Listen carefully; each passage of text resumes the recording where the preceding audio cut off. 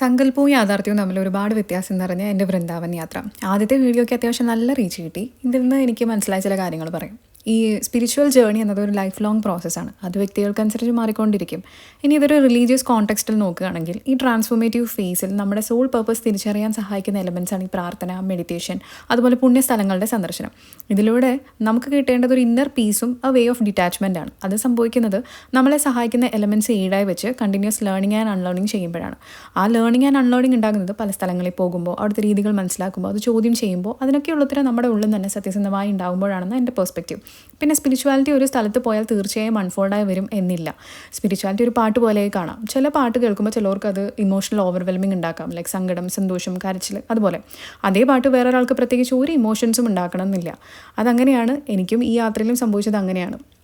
അപ്പോൾ അത്രയൊക്കെ ഉള്ളൂ പറയാൻ തോന്നിയത്. ആർക്കെങ്കിലും 2 ദിവസത്തിൽ വൃന്ദാവൻ മധുര എങ്ങനെ ടൈം എഫിഷ്യൻ്റായി കാണണം എന്നറിയണമെന്നുണ്ടെങ്കിൽ കൂടെ പറയൂ. അപ്പോൾ ശരി.